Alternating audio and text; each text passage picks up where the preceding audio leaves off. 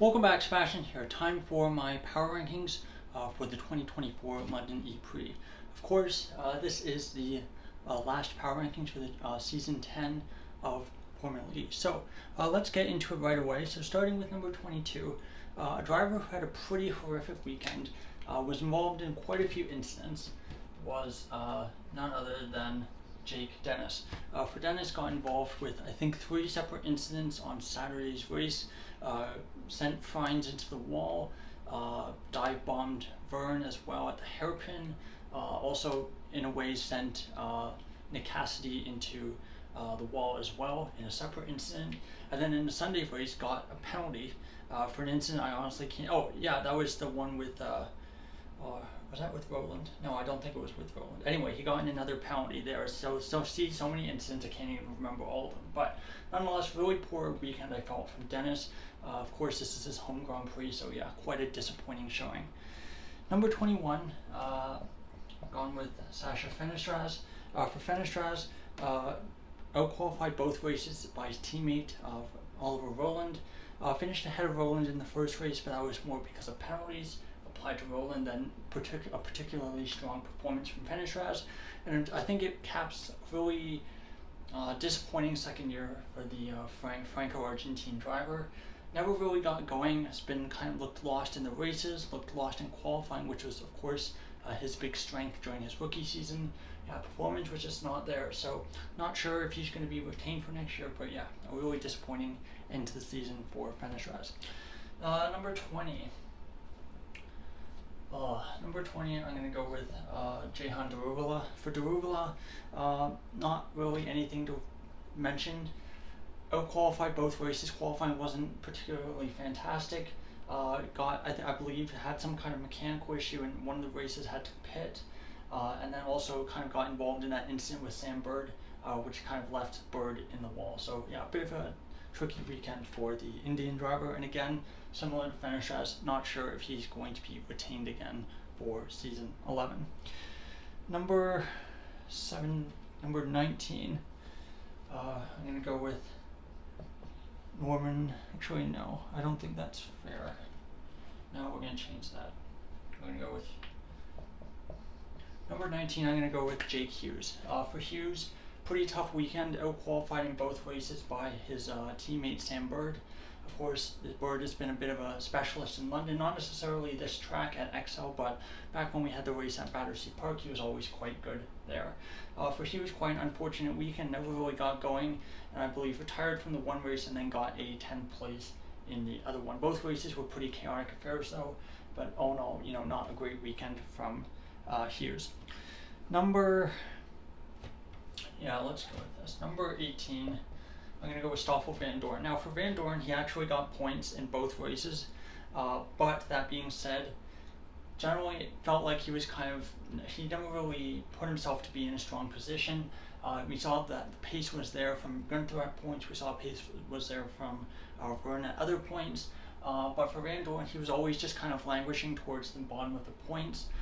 It never was really challenging for those higher positions, for those podium positions. So I think a bit of a disappointing weekend for the Belgian driver, of course, leaving DS Penske at the end of the season.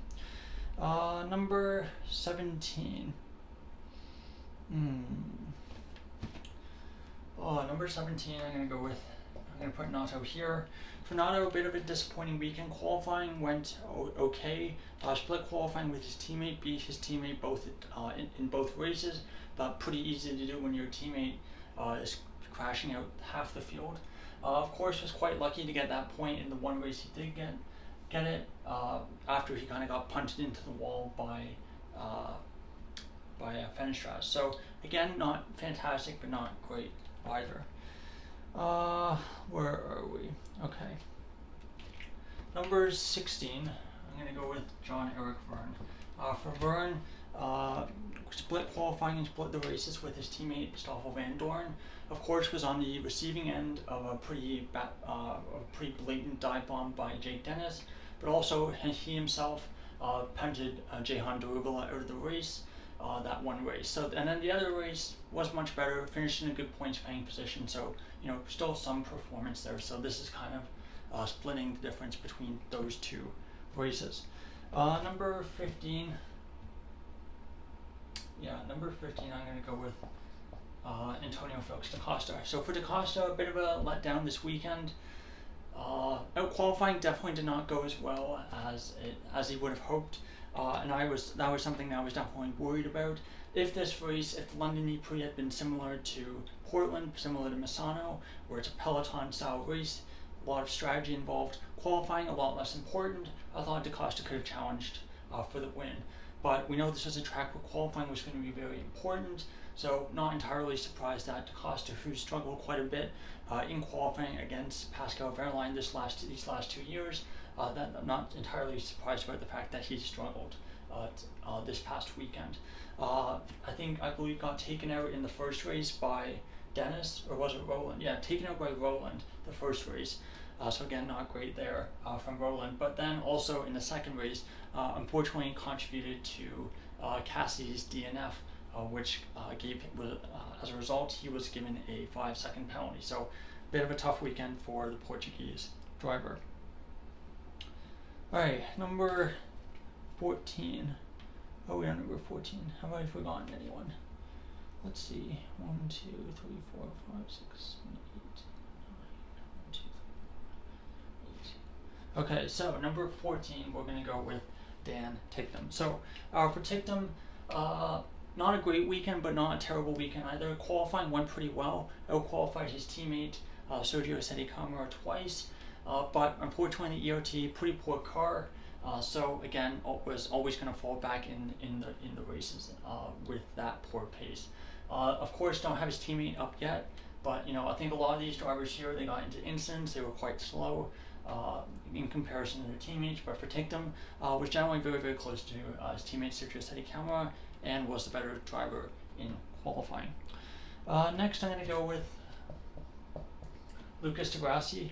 For di Grassi, split qualifying with his teammate Nico Müller, but beaten in both races. For di Grassi, I'm not really sure what's next for his Formula E journey. Had a pretty torrid year, especially when you look at the head-to-head comparison with his teammate Nico Müller.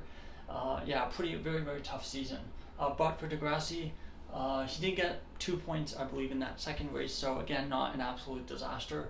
First race, not great, but again, you want to be beating your teammate, and for di Grassi, he did not do that this weekend. Number 12, yeah, I believe that is number 12. Sergio Sedi-Camara. So again, the other ERT driver, qualifying not as great, but the pace in the race was not bad and generally stayed out of incidents, and was able to come home to an 11th place finish, I believe, in the second race. So again, very, very close to those points, but close, but no cigar. Number 11. I'm going to go with Robin Freins. So for Freins, split qualifying with his teammate Buemi, but was beaten in both races. Did come home to a 7th place finish. The first race in London, of course, was basically punched out at the first corner. Nothing he could really do about that. Of course, spent the night in hospital, it seemed, with kind of a hand injury. So really good to see that he was able to compete in the second race. Still, performance not great, not really quite to the level of his teammate Buemi.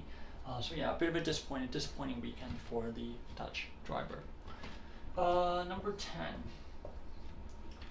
10. Number 10, I have Max Günther. For Günther, honestly, the pace was great in both races. First race in 4, of course, looked like he was in a very solid second place, but it was very unfortunate that his Maserati broke down right after the safety car ended, triggering another safety car. So again, mechanical issue outside of his control. Second race qualified P2, and then in the race kind of got shuffled back a bit in the order, and then kind of was partially involved in that incident between Cassidy, da Costa, and himself, which led to him losing his front wing. So I don't believe he was given a penalty for that or anything like that. Of course, was involved in the incident, but yeah, a bit of an unlucky one for Günther. Pace on track was good, just the results weren't there. Number 9. Number 9, I'm going with Eduardo Mortara. For Mortara, split qualifying with his teammate Nick de Vries, and was beaten in both races. So for Mortara, the real gain from this past weekend was that 5th place finish in the first E-Prix. Second race, I believe, was taken out. Who was he taken out by? I believe it was taken out by Jake Dennis. Yes, that was the incident that I forgot when I'm talking about Dennis. But yeah, taken out of that for second race by Jake Dennis. Nothing he can really do about that. But for Mortara, he'll be happy that he got good points that first race. Number 8. So for number 8, I've gone with Oliver Rowland. First race involved in a big collision with Antonio Felix da Costa in the final corner, and of course was given a penalty for that. But second race, really strong pace, managed to win the E-Prix from 9th on the grid. So I thought, that deserves quite a bit of credit. So again, kind of similar to Jean-Eric Vergne, splitting the difference between the 2 races, and Rowland's ended up in 8th place. Overall, really successful end to the season for what's really been kind of a renaissance for him after a really rough half season with Mahindra last year. Number 7, I'm going to go with Nick De Vries. So for De Vries, split qualifying with his teammate Eduardo Mortara and beat him in both races. Of course, one of those races Mortara DNF'd, but still all the same beat him in that category. For De Vries, that first race was very strong. Of course, benefited quite a bit from the chaos kind of happening around him, but kept it clean, kept it out of the wall, and didn't get involved in any silly incidents to bring home a really good haul of points. Second race, not so lucky, finished well outside the points, not sure if anything happened, but that's generally where we would expect the Mahindra to end up naturally on kind of just raw pace. So again, not a massive issue to finish that far down the order. Number 6, let's see. Yeah, number 6, I'm going to go with Nick Cassidy. For Cassidy, obviously very disappointed to lose the Formula E title in the way that he did. First race, really, qualifying was a disaster. We know qualifying was a disaster, but that being said, the first race itself, just looking at that in a nutshell, was quite good. Brought himself up from the back of the, pretty close to the back of the grid to a P7, kept it clean, stayed out of incidents. Then the second race, qualifying was amazing, stuck it on pole, and then I think was very unfortunate to kind of ended up in P3 and then kind of got taken out by da Costa, and his championship was basically ruined at that moment. So it would have been very interesting to see what would have happened if things had played out a little differently, if Cassidy had not been taken out, stayed P3. Of course, Verline and Evans still had their attack mode shenanigans to deal with, so possible that Cassidy ends up in second place, ends up winning if he doesn't get taken out there. But yeah, really frustrating final race for the Kiwi. Number 5. Oh yeah, so I was going to change this and I didn't change it. Okay, whatever. We're just going to put him here. Alright, number 5, Sam Bird. For Bird, qualifying went very well. Out-qualified his teammate Jake Hughes on both occasions. I believe got himself into the duel for both races. So again, really good result considering how things have gone so far this season for Bird. And then in the race, I believe the first race, he was kind of a bystander in that incident with Robin Fines, where we basically kind of got his escape, kind of going past Fines, got cut off. So he basically was down plumb last, recovered to 8th place, so really good result there. And then in the second race was kind of cornered off by, kind of pushed into the wall by Deruvula, and then again just DNF'd. So again, I thought, a really good result. The results on paper wasn't fantastic, but I think, just watching the race, just looking at the qualifying results, for example, a pretty good weekend for Bird performance-wise. Number 4, I think there's a really big gap between 4 and 5. Honestly, between 5th and 9th, you can put them in any order, I feel. For number 4, I'm going to go with Nico Muller. Really strong London E-Prix again for the second year. I believe he did quite well again last year. For Muller, split qualifying with his teammate Lucas Di Grassi, but 2 P6 results. Definitely punching above his weight. Rumors are suggesting he's going to be going to Andretti for season 11. I'm pretty excited to see what he can do in a stronger car, because really his entire Formula E career he's been in a Dragon and an Apt, and I think the best place in the team's championship has been this year's Apt car, which of course is, 10th in the team's championship. So really looking forward to see what he could do with a bit of a stronger car. Number 3, Sebastian Buemi. So for Buemi, really strong end to the season. Perhaps this saves his Formula E career, because I think, in all honesty, before this weekend had been quite poor. with the exception of the first race in Mexico City. But again, a very strong result in London for the second year in a row. Out-qualified Robin Frijns in one qualifying, split qualifying, and then beat his teammate Frijns in both races. Finished P3 the first race, P4 the second race. So really solid haul of points for the Swiss driver. Number 2, I'm going to go with Mitch Evans. For Evans, split qualifying with his teammate Nick Cassidy, but still qualified pole 1 the first race, qualified P3 the second. Qualified P3 the second race.